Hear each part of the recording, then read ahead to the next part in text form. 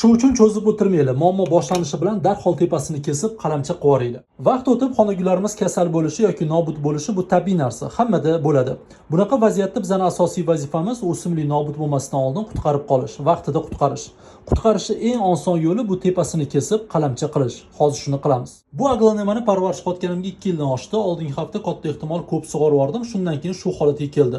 Hozir mana asosiy vazifam tepasini kesib qalamcha qilish va iloji boricha tegini ham saqlab qolish.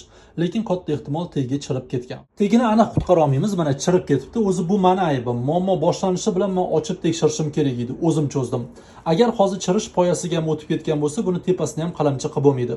Hozir kesganimizda ma'lum bo'ladi. Do'stlar, mana chirigan joydan ozgincha teparoq qilib kesdim. Chirish poyasiga o'tmagan, hali tepaga ko'tarilmagan. Demak, buni bemalol qalamcha qilsak bo'ladi. Mana top-toza turibdi.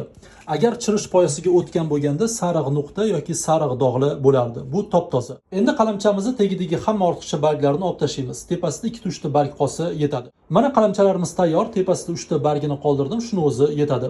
O'zi perlitda qalamcha qilmoqchi edim, lekin perlitim yo'q ekan. Shu uchun suvda qalamcha qilamiz. Xudo xolasa 15-20 kundan keyin ildizlar paydo bo'lishi kerak. Men sizlarga albatta natijalarini ko'rsatib boraman. Bizani yo'qotib qo'ymaslik uchun kanalga obuna bo'linglar va video foydali bo'lgan bo'lsa, yurakchani qizartirib qo'yinglar.